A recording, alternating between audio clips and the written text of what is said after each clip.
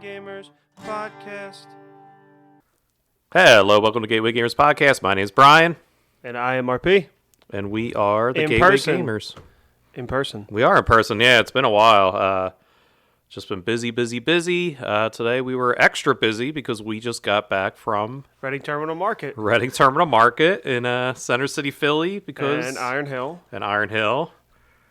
Because we were at PAX. There you go. That's right. There you go. No, we were at PAX Unplugged 2023, and we just got back we went to the Saturday one, even though we had passes to all weekend, but we don't got time for that. Yeah, we have media passes. Yeah, we have as media content creators, we have things to do. We're busy. Yeah, But we did get, we got invited, yeah. Yeah, and it was fun. It was fun. I've been very vocal about cons and my experiences with cons. I used to work with our friend Duke for his comic shop. We'd go to Wizard World, which is like a big comic book convention. Yeah, I before we even made this podcast, I was going to Wizard World. I went like 2 years in a row with my friends, friends of the show. I'd never seen you there, but I think because it's something that they have still to this day every year. I think it's called something different now. Yeah, I don't think it's Wizard World It's anymore. like just Philadelphia Comic Con, probably. Yeah, it's like Philadelphia, the Philly Con or something. I forget, but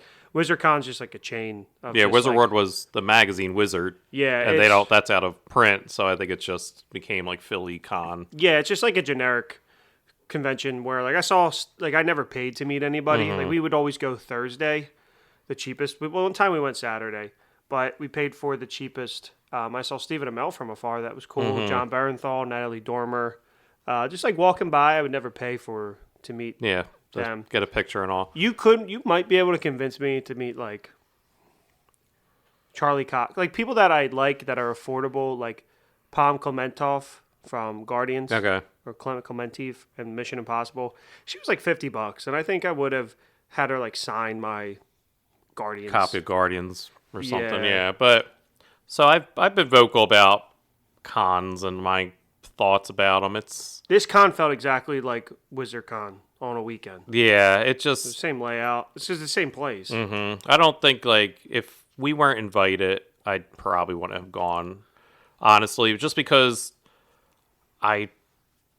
there's nothing, like, at these cons, I don't know, it's hard to explain. Like, I see people that, like, save money all year for, like, cons, and they go and they buy a bunch of games, where it's just, like, we have our local shops if I want a game. They do have, like, vendors and you could preview games, which I think was neat, but I think it was just so much. It's so overwhelming for me, honestly. Like, it truly is. Like, it's great to, like, meet people and hang out, but, like, for me, it's just trying to navigate that area is just, like, so much. And then, like, to even stop and, like, look at these games, like, there's just people, like, moving around and pushing, and it's, like... Well, it's tough, too, because... like for us to try and connect with a creator, which we do, and it feels more personal. Like I assume from your end, it feels more personal over Instagram because you're having diluted one-on-one time. Whereas at these conventions, we're trying to do trying to talk to them, see what the game's about, but then also they're trying to sell their product to everybody that walks by. Yeah. Or if it's a game that's not out yet, they're trying to pitch it they're trying to get as many eyes as possible. So it's very chaotic. And maybe at like the end of the day it would have been, but we went in like the middle of the day. Yeah. It's not my bag either.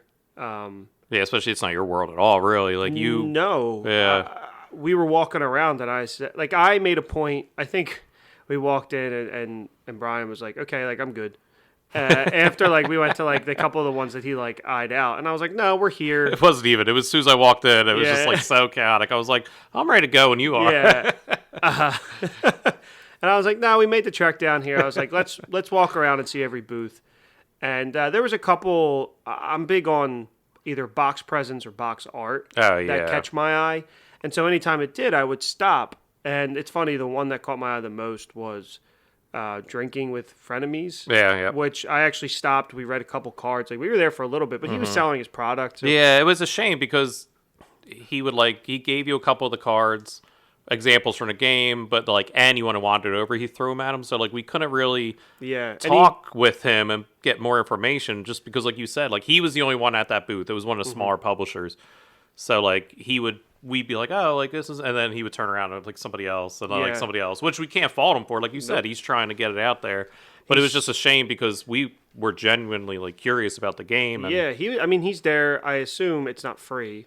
no, So they have to he's- pay for his booths. So Yeah, he's got to make his money, and yeah, like I'm trying to, and he gave us like there's multiple editions of this game, and it's something that I know a lot of the things there. I know that I would only play with you, so I was trying to keep an eye out for something that might interest my wife, might interest our friends, and a lot of that stuff I don't know about, so I'm not gonna. And it's very chaotic, so I'm not gonna be like, "Oh, is this a good game for me and my," you know what I mean? But you have like an idea of some of this stuff. So I said to you, do you think there's anything here that would interest me? And you're like, yeah, I'm sure a bunch of this stuff, but like nothing that, as we always say, you can't get from your local game store. But like, even this game that I found, this was the one game that I stopped at for more than a couple minutes.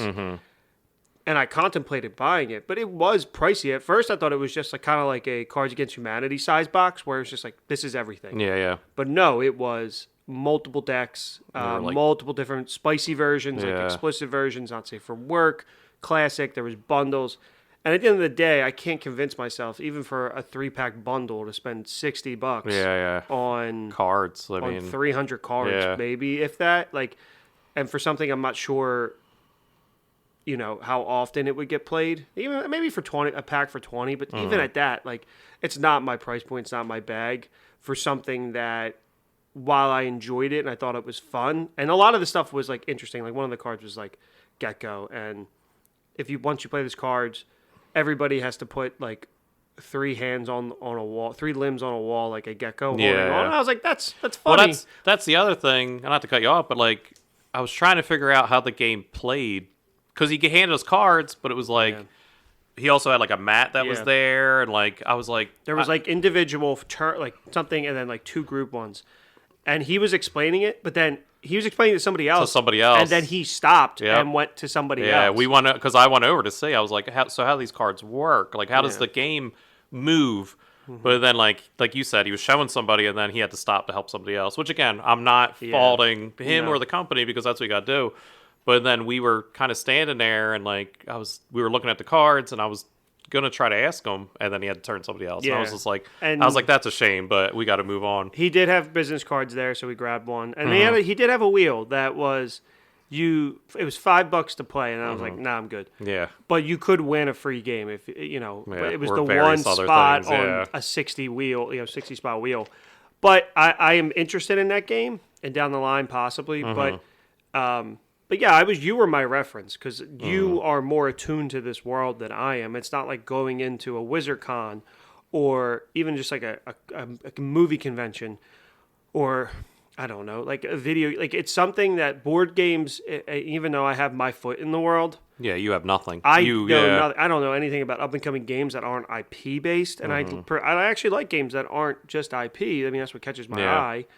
But like we went to the booths that I knew. And it was all stuff that was already out. It was nothing that they were previewing. Yeah, there was... But there was one that did catch my eye from the creators of Everdell. Okay. Do you know, what's that? Remember the brand where we saw the bag for, like, the Toys for Tots thing? Yeah. Whoever they were, they had one. It was, like, drawing something. And it was, like, 1920s women vibe on the cover. Yeah, I forget what that game was. And even that was just, there was somebody standing there. And I was like looking, and they were explaining, but it was just, everything was so there was chaotic. People pushing through. They were such a tight spot. They were in an awful spot, no fault to their own. They had an awesome standee tree. But a lot of it just felt crammed, hot, and board games are not something, when you're explaining, that would thrive in a chaotic environment. This is a board game that you're trying to sell, you're trying to pitch, and this is no fault to any vendor there, the setup of the convention, the people there, nothing. It's just the nature of a convention in itself. And I think everybody there that we walked by, there were so many people that we walked by, and they were trying to pitch their product, super friendly. Yep. Like everybody was doing their great job. They were doing their and it's no fault to them. It's just the nature of these beasts, and this is, my first gaming one, but for me, I was instantly distracted. Anytime I tried to listening, I was instantly distracted. That's how I am. I think it always makes me laugh because it was on The Office, and it was the episode where Nate is like talking. They're like, "Do you have any like issues?" And he's like, "I have like an auditory thing." He's like, "Not that I'm hard of hearing, but when there's a lot of noises, I have trouble." And I was like, "Oh, that's me." Like whenever there's like so much happening, like noise wise, I can't hear and focus on like the one thing that I'm trying to focus on. So like, there was one point where we walked by the one booth, and it was like a super nice booth with like the tree and all. I think I took a picture of it, and like. Was it the Everdell? No, it wasn't Everdell. It was another one in the back corner. But I was like, man, this is a nice setup. And he was sitting there like showing the guy the game, and I stood there for like 3 seconds, and like I kept getting pushed from the back, and I was just like, and then people were trying to get by me, and I was like, I couldn't even like hear what he was saying. So I'm like, man, like and I had to walk away, and like it was just. Like you said, it's just not the environment for me to kind of like see these games. And like you said, I'm on the Instagram. Like I follow, so like I know 98% of these games that are coming out. Like the only things that was there that you and I probably would have been interested in was the new Star Wars deck or trading card game. Yeah, but that was just set up in the play section. Yeah, like you couldn't buy the product, but they were teaching people how to play. So we could have walked over there and like. I'm sure you could have bought the product. Not there. No, it's not out yet. No. I thought that was the Star Wars game. The one that we played. No, it's the trading card game coming out. Oh, it's like, different? Yeah. Oh, that would have piqued my interest. We should have popped over there. I thought you knew that. No. No, not the deck builder game. They're making like a Lorcana. Oh, okay. Like trading card game. Okay. Not like Lorcana. That's right, they are. I thought my mind went to the deck builder. No, it was like they were giving giving demos of how the game played. Yeah. But it was also crowded. So. I'm the same way though, and that's my ADHD. Where like if I take the train, we took the train down. I take the train every day to work, and I read. And if it's chaotic like that, I cannot read. Like I'm so distracted. Like I can power through, but my mind just wanders so quickly. So I understand that, and that's why I learn best when it's just me and you. Yeah. You know? And I'm not distracted. My phone's away, things like that. Pushed. And I think a lot of people, it's crazy that the sections that we were in were more crowded than the gaming sections. And I think if that's what would draw me there over what we were there for as, as creators, content creators, is what would draw me there. It's a big convention to like play the games that you love. Yeah. Because the games that I love, anything from Ravensburger, Dice Throne, they were just there selling, and they weren't showing off new product. And like even Ravensburger, and as much as I'm into Lorcana, as we've played Rise of the Floodborn, they were offering con exclusives, but you had to buy $25 worth of stuff, which okay, fine, but like even that, I'm like, that doesn't interest me. Like for one card, maybe if they had like a special edition Villainous, or I would have just loved to have seen the mock-up of the game, the next Villainous that's coming out for like Marvel, a preview of some kind. Or like they don't got to tell me, but if they have it on their backdrop of like the outline of, I don't know, for Disney, let's just say like the outline of, I don't even know who they could do for Disney anymore. Villain. Anybody, they haven't done. Let's see. Shere Khan? No, let's do. What's Quasimodo's? Frollo? Frollo, yeah. No. I love. I'm trying to think of like a newer one, like Frozen. I love Frozen. So the boyfriend, I guess, is the villain. Like, there's no like real villain. Yeah, huh? What's his name? The guy. Not Hans. His name's not Hans. Hans the boyfriend, right? No, it's Hans. Is it Hans? Hans the bad guy. Okay, but him. It's a lot of dead air to edit out. Yeah, sorry. You should leave it in there. I'm a huge Disney fan. I named like 5 villains. And I was like, no, that's not what I want. Or even Prospect Pete from Toy Story 2. There we go. Or the Prospector. I think it's just the Prospector. Stinky Pete. Stinky Pete, yeah. You are not a fan. It's been a long day. Dead air. Yeah, so much walking we did. Yeah, But yeah, like I know what you're that saying, would have been cool for me, or like Dice Throne, to have the Marvel X-Men one on display, even though you can't buy it, but we know that that's what's coming out to this. Have that on display. No, they didn't have anything. Did it. Yeah. They had the box that we have, and then season 1 and 2. Big box, yeah. Yeah, and they didn't even have Krampus to buy. They did. Did they? I told you they did. They just showed it. No, they had it. Because someone bought it. And I said to you, I was like, do you want to buy it? You did say that, but I didn't see it. We were right up the front. I didn't see it. Yeah, well, that giant maybe it was line. on the bottom. Maybe, whatever.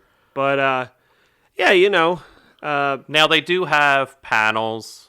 Yes. That, yeah, we skipped all that crap. I think when we first got there, Shut Up and Sit Down, which is a podcast that I enjoy, we're doing a panel, like a live recording of their podcast. And if we would have got there earlier, I might have been like, let's poke in, but there was a giant line for that. Like, it's just, there's a lot of lines and stuff. And it's, for me, this is, like I said, and I'm going to let you talk after this. This is your world. This is not mine. That's kind of the whole point of this show is, as we're sharing it, this is it's funny that I made you spend more time there than you probably would have if I wasn't there. And that was just because like we made the trip down. Yeah. I just like, for me, and so maybe I'm a bad example, but like, it's not that I didn't have a good time, but like the price point to get in for a day was $40. I cannot in any world justify spending $40 for that. You get nothing. You get nothing. You get a pass and a lanyard. No, you get a pass, and then Ravensburger was giving out free lanyards. You get nothing. So for $40, it's just not your world. I think that's all it is, and it's and that's what I. And it's barely my world, like in that sense of like. You just hate people. I hate people, places, and things. No, it's just. I mean, I've always been vocal. It's just cons are not my thing. Like, there's people that love cons. There's people that like. And there's tons of people dressed up too. Yeah, there's people that have a great time. Like, this is their world. Like, they love going to cons and they love meeting people who love games. Yeah, meeting people. I saw a few influencers that like walking around and like I was like, oh, that's neat. Like, I don't know. I think my social awkwardness, I want to run over and be like, hey, unless it was somebody that like I really knew. I kept offering, hey, I'll run over. Yeah. Say, well, you're like, what's their name? And I was like, I don't remember. Yeah, I seen them. Same thing with Boost. I was like, we're the Gateway Gamers podcast. Like, even though I was wearing my previously recorded shirt that you yelled at me to put on. Yeah, because you don't have a Gateway Gamers shirt. I just found out. I got to buy one for Christmas. I was wearing Green Day. Yeah. But yeah, I mean, and then the one booth. I was looking for like the smaller publishers who would send us games just so I could meet them. Like we couldn't find Grandpa Beck, because I don't think were able to make it to back corner because it got to one point. Well, we got to like the second where it was to last section, bottlenecked that I went just turn around because it was just too much. Well, then we got to like one point where we were in probably from where the map looked, which we saw afterwards, where Grandpa Beck was where we decided to turn around. Maybe if we would have went over. But there was a thing about, it wasn't even a gaming table. It was just a marriage venue, like a wedding venue that allows you to dress up like a knight and like hitting that interest. I didn't even see that. Yeah, because the guy was wearing like a pea coat and like, because we were sweating and we were hot. It was hot in there. The air conditioning was not on. And I know it's December, but it's 60 degrees in Philadelphia right now. And I was like, okay, we're at the wedding venue part, like, it's time to turn around. I didn't even see that. I just got to the point where, like, again, like I'm just getting bumped around by people where I'm like, this isn't worth to keep going. And it sounds like we had a negative time. I want to say we didn't. Like, I was thankful we were invited. I enjoyed going. It's just like. If you asked me to go next year, I would say, if I'm free that day. Yeah. Like, I think next year we need to just do better. Like, maybe. I think we need to like go into the game section or and, like, promote ourselves better. Really if there's a game that we know that's there, really get to talk to the people. Yeah, I think it was just. But like they also have people that coming up to them that are much bigger, that are video creators, which are higher than I know our visual, our Instagram is our bread and butter, like for real. And we do a really good job with that. But they want YouTube is like just transcending everything. Well, that was the other thing. Even TV, movies, like YouTube is transcending everything. We saw the one girl who was dressed like Black Widow walking around with the camera, and she was just like talking in the camera right in front of the game creator faces. Did you not see her? No, I saw there was one. We saw Gamora. Yeah, the Cthulhu version of Gamora. That was cool. H.R. Lovecraft, there was a book, and I don't know if maybe it was like a role-play D&D or something, but it said, like, whatever the game was, and it had Call Cthulhu, yeah, but the cover was a Dr. Seuss cover. Yeah. I was like, that's the first thing we saw. I was like, dude, this is awesome. Yeah. Well, they weren't allowed to have booth babes. No booth babes there. No, that's against the rules? No booth babe policy. Oof. But because normally you go to Wizard World, it's all these chicks dressed up and just promoting their Terminal booths. Market had that. with the chick with Santa Claus. Oh, that's right. Santa was the right term to market. There were Yeah. 2 sexy elves. The one content creator over at Cheer Up Games, I wanted to go say hi to because he sent us a couple of his games, and he was being like interviewed for like somebody for their video, really? and I was like, oh, I can't go over and can't get interrupt. middle. I should have. Hey, it's Bryan from Gateway Gamers. Remember me? But I just easy edit out. yeah, I just didn't want to go over and like. And then by the time we moved back around, we were so far away from that table. But like I said, I think it was good to dip my toe in and kind of I'm going back next year. When I go back next year to have a better idea I'll go with you again. of like what it is. I kid. I'll go. Yeah. I'll go back with you. I think we'd have to plan it out better and maybe go Friday because it was chaotic. Yeah, but today. Friday looked chaotic too. Not as bad as this, yeah. And I'm looking at like other people's Insta, and they're like, it's packed today, which makes sense because it's Saturday. I meet you after because it's like 5 to 8. It would have been over at 8 o'clock. I'm gonna meet you after work. Yeah, but I think that's it. Like, I think I would just plan it better. I think I would play games more. Like maybe reach out to people ahead of time, be like, hey, if you want to hang a game with us, like meet us here. Yeah. I think that would have been better to kind of plan out. I think today was fine. It was just nice to go see what was going on. However, big time gripe. Okay, let's hear it. Big. Trying to be time positive. gripe. What is it? Voodoo Ranger. Confusing us. So Voodoo Ranger had posted on Instagram that Acquisition Incorporated. PAX posted it. PAX posted it. Yeah. And we thought, oh, cool. Voodoo Rangers having their own beer. This thing was everywhere. It had a hop in its hand with like a 15. So we thought, okay, maybe there's I'm like assuming like 15th anniversary of Voodoo Ranger, maybe or or something like of that. the con. Like, it seemed like they were making an exclusive, and you could only get it in the one section where the Voodoo Ranger, like, is exclusive beer, which is a very common thing that people do. It was Rolla-Crits. Yeah, Little area they made. Rolla-Crits and Barcadia or whatever. Yeah. And we're like, okay, cool. And we walk in, and I said, I'll take the anniversary one, and the lady was like, You literally said like I'll take Acquisition Incorporated because Yeah. that's what the And area was called or something. Yeah, and it had like the 15, so I was like, oh, $15 or stared at whatever. you. She was like, it was an old lady, like old, and she was like, huh? She's like, this is all we got. I was like, you don't have like an exclusive beer? She's like, She didn't know. No, and I She's was like, ah. and Bryan goes, all right, well, do you still want something? I said, nope. Yep. I said, let's go to Reading Terminal Market, and we left. That was funny because I was just like, as soon as we got there, you're like, what do you want to do first? And I was like, let's find out beer. Yep, that's what I wanted too. But And no. like I said, I'm thankful for PAX for inviting us. I am super thankful. Yeah, we live right outside of Philly, so it was perfect for us. It was. I know I said I am down on it because it's not my world. Like, but for me, I still had like fun. It was Like, interesting to see. It was cool to go. I think my biggest takeaway is that like if I'm there to learn because I'm a newbie, if I'm there to learn, it's a chaotic place to learn, and I wish that there was more stuff that I was interested on display. That's my only. That's my only thing. And that's the other thing. I think there was, but the crowd was just moving you so much because that's the one thing I hate is like anytime I stopped, I was just getting bumped and hit. And again, it's not the fault to the vendors. It's not the fault to the people walking around. It just is what it is. What it is. It's the nature of the beast, and it's just I just get so annoyed when I'm standing there, and it's just like I'm just getting hit and bumped. And like moved. that convention center's big enough that where they could do just like giant lines and just have tables front and back, and it could just be a straight line. And they make it like cubes and everything. Like they fit as much as they can, and it's not conductive to a good experience. Yeah, and it's not a fault to anybody. It just is what it is. Like it's just there's so much happening. And we did stop at the HeroClix booth for a hot second, and I popped at the Guardians of the Galaxy holiday Advent calendar, the holiday calendar.